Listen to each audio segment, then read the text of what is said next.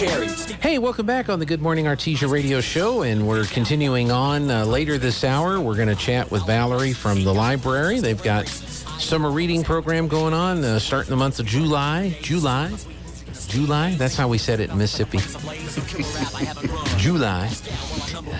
We also didn't call it the Civil War. It's a war of northern aggression. Correct. Or the recent unpleasantness. That's true. But it was the War of Northern Aggression. That's exactly right. And I tell you, I learned early on after Michael Redmond moved to town and started working at the museum, he is not one of those that fantasizes, if the South would have won or anything like that. He's like, the South was evil. It should have been destroyed. It was destroyed.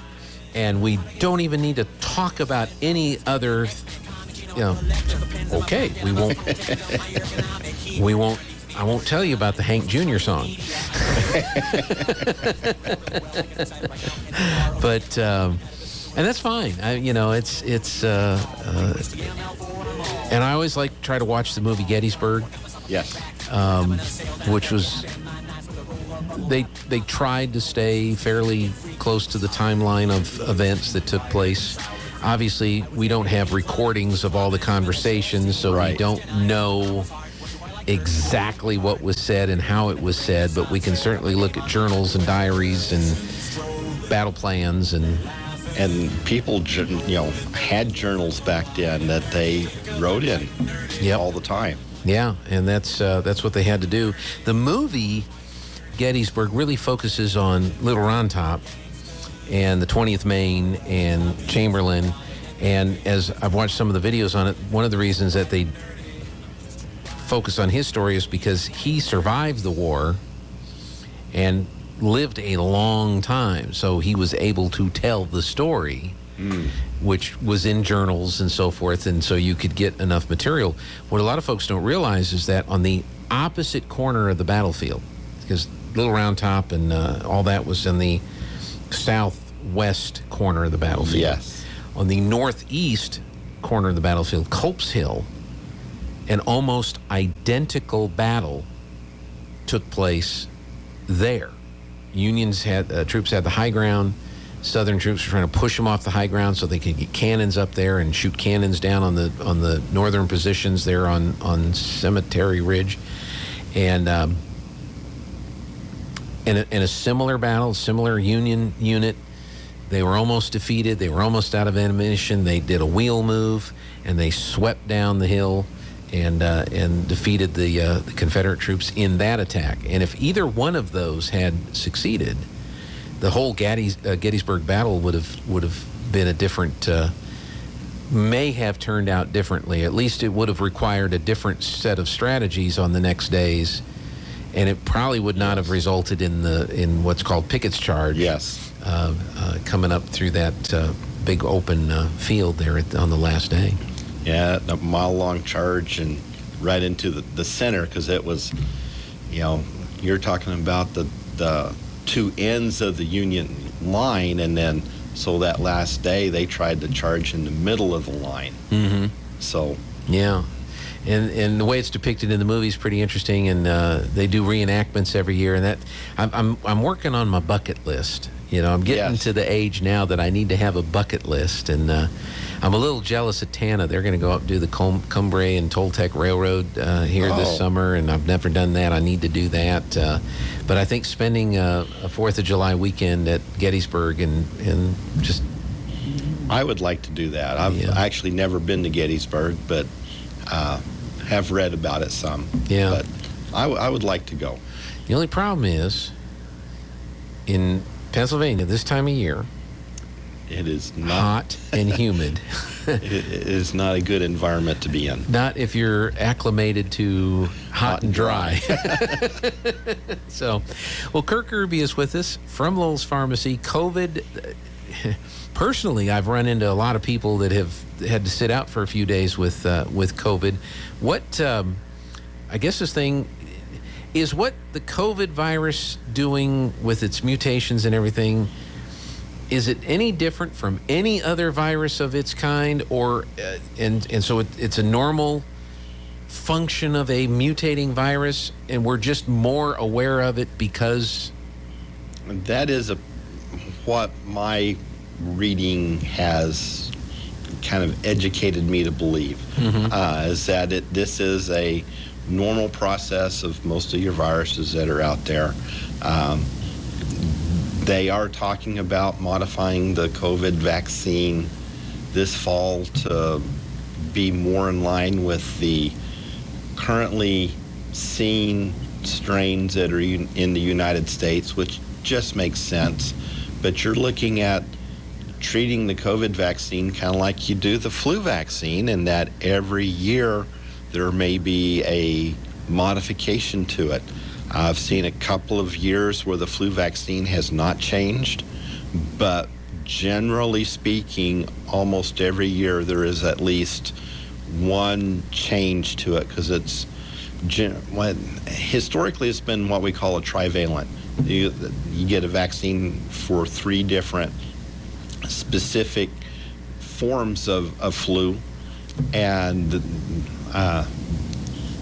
1 or 2 of those components would change from year to year, occasionally all 3. They have started making a quadrivalent and have actually phased out the trivalent. So they're getting a vaccine for 4 different strains of the flu. And I see the COVID vaccine essentially doing the same thing. We may not have 4 different strains in one vial, but I see us having either 1 or maybe even 2 of the more current versions that's out in the population, and having that as a vaccine and changing that once a year, probably at the same time that they're changing the flu vaccine. So you're looking about August 1 is when those new strains or new vials would be rolled out. I don't know that for sure, but that's kind of my suspicion, is that it's going to be correlated with the flu vaccine. And I know that Moderna, which is one of the vaccine makers for the COVID vaccine, is looking at doing a combination flu and COVID vaccine. That doesn't necessarily mean that you are going to get a COVID vaccine if you get a flu vaccine. I think right now they're looking at an option of doing either the flu or the COVID or the combination, and having all 3 of those out. Well, and some people react to vaccines differently, and they may not want everything in one vaccine, and they may want to spread it out. Let me ask you this. One of the big discussion points about the COVID vaccine is mRNA. Yes. Which is, and correct me if I'm describing this wrong, but it's tricking your body into thinking that it has the germ, and so it generates the antibodies looking for that. Yes. Is that kind of a layman's? It is. Whereas a traditional vaccine, you get a dead version of the bug, and then your body naturally develops the antibodies to do that. And some people are really not a big fan of the mRNA type vaccines. How does that compare to the flu vaccine? Is the flu vaccine created similarly to the mRNA vaccines, or is it more for lack of a better word, the traditional style? And do you see some traditional style, the dead virus style COVID vaccines coming out down the line? The flu vaccine is what I would call the traditional, what most people would think of as a traditional type vaccine. Is not an RMNA. What I see in the future, that's hard, because right now my understanding is they've stopped making J&J vaccine, at least distributing it in the United States, which means unless you can find some of the J&J or the Janssen vaccine that's already been distributed out there to some of the places, you're not going to be able to find that. So and that's a non. That is correct, non-RNA. Okay, but non-M. Yeah. No, I think I understand. And it was also one shot instead of two. But that's, unless it's in the store somewhere, marked down for clearance. That isn't readily available. Are they? So that kind of goes to the question: are they working on the modified version potentially, or who is working on those? Is Moderna, I guess you said, is working on that? And there's several countries, several companies throughout the various countries of the world that are approaching it at different ways. I know there's an AstraZeneca vaccine that's not approved in the United States, but it was given down in Mexico, and I think several other Latin America countries, and I think it was also used over in some of the countries in Europe. In fact, I think the whole EU was one big block, and if you got yours approved by the EU, it was able to be used across all of Europe. So, and I know that there is a Russian vaccine. I was going to say, we don't have very good. It's not easy for us to call up Russia right now and get some. And I think the Chinese had developed. I believe the too. Chinese had their own. I believe India was developing one, but they were behind, and they were buying other countries' vaccines at least to get them started. But I think theirs may have gotten up and running. So there's various other companies worldwide that are working on them. And I think most of the vaccines from other countries are not the mRNA type vaccine. So there are some other options out there. It just depends on what is approved by our government.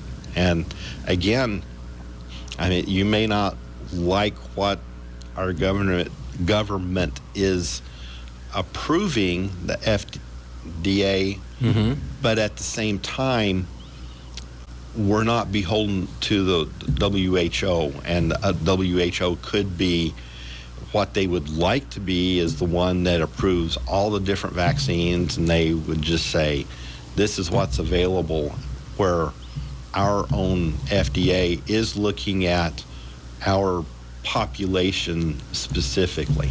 Well, at the time that the mRNA vaccines came out, the initial ones, the Moderna and the Pfizer, we needed something. Yes. There were a lot of people that were getting sick. There were a lot of people dying. We hadn't really developed the therapeutics to the point correct that they needed to be, and it was very, very important that those were available at the time that they were important. On the therapeutic side, what type of symptoms that are people experiencing today that are getting COVID? And I'm assuming they're a lot more milder, not as many people requiring the hospitalization. So you get a positive test, you got to stay home, you're feeling a little miserable, of course, maybe some coughing, tired, stuff like that. What are some of the therapeutics that doctors are recommending that, or even grandma is recommending? A lot of it is symptomatic care, and if you get to feeling or too bad, or your fever is too bad, and I don't know what those levels are. Each doctor is a little bit different, and there's not any set guidelines that are out there still. There's some recommendations, but no any set guidelines. So it's just depends on the person, their comorbidities, if they have any, their age. You take all that into consideration, and most doctors are just treating everything symptomatically, making sure they're not coughing too much, their fever's not getting too high, but most of the time it's a low-grade fever with this type of disease anyway. So some doctors will give an antibiotic, and that's more to cover you, to keep you from getting some other secondary type infection than it is to really fight the COVID virus.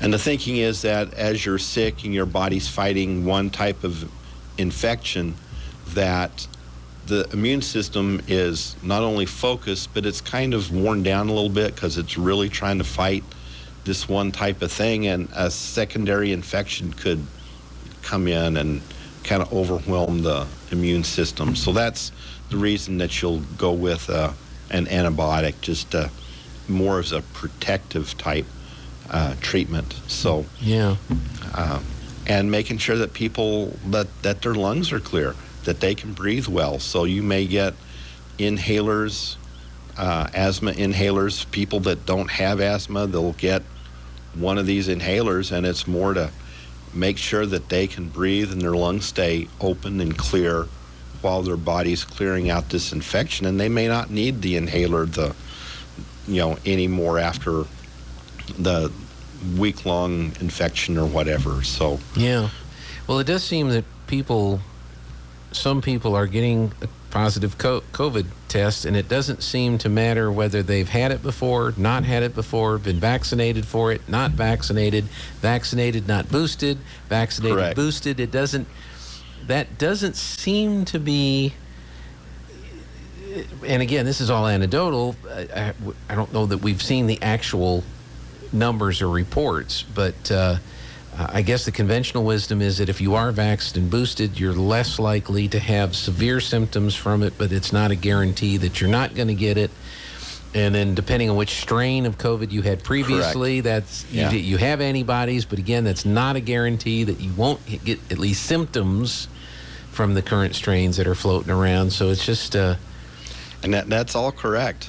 And I have seen a term recently, and I have not done any reading on this. I need to look up some research if there's any out there, but there was a term from the great Dr. Fauci that he was talking about rebound COVID. So of course he was. And it's just one of those things that kind of leaves you scratching your head. But I do need to go and see what I can find about that. It's interesting because you can get a flu shot and you might still get the flu. You cannot get a flu shot and get the flu. Correct, yes. But then that doesn't mean that a year or 6 months or 9 months or 2 years down the road that you won't not get, you could still get the flu. People get colds, it seemed for me for the while there, about once a year I would get a cold. Now, clearly washing my hands for 30 seconds and doing all the other things that we were told to do, that seemed to cut down the incidence of colds. Yes. Plus me just generally trying to stay away from everybody. But I wonder when we're going to transition from COVID being this separate thing that we obviously have to be concerned about it. I'm not trying to diminish the concern that we have over it, but I wonder when we're going to transition from it being a separate thing to being included with the other things like colds and pneumonia and bronchitis and all this other, which are bad things or can be bad things for a lot of folks, that we just need to understand. This is something you might get exposed to. Here's things you need to do to stay healthy. Here's things that you need to be doing to have the effect be as minimal as possible. And then here are some things that if you have comorbidities that are of concern, here are some vaccines and some other things that you can take to try to minimize the impact of this. And I keep wondering when it's going to slide over into our standard health concerns that we have. And that's a good question. Some people, some of the people high up are saying that we are already there. we should be thinking that way. But the true people that have the control at the top are not accepting that at this time. And to me, from what I've seen, I think we're there. We just need to talk about COVID in the same breath and way that we talk about pneumonia or flu or anything else. If you get it, see the doctor, get treatment, and kind of monitor how bad you are if it is one of those serious cases. You get people that will get pneumonia that their bodies can fight it off. You do need an antibiotic, but and there's different causes of pneumonia. It could be a viral pneumonia too. Mm-hmm. But treating the symptoms, making sure people recover. I think COVID is going to be the same way. And to me, we're already there. It's just part of the environment, and we should just kind of move forward. But I'm not the one making those decisions. No, that's true. That's unfortunately you're not. I wish you were. I trust you. I appreciate that. To give good advice and good guidance, and that's where people need to be. You need to find people, whether it's in the medical profession or whatever, that you trust that will give you good advice. But ultimately, the individual needs to make the decision as to what's best for them, and not the WHO or the EPA or any of these other institutions. We're out of time. There's other things we could talk about. There is. But we'll do that again on our next visit. All right. Very good. Kirk Irby, Lowell's Pharmacy, thank you so much for coming in. Thank you for having me.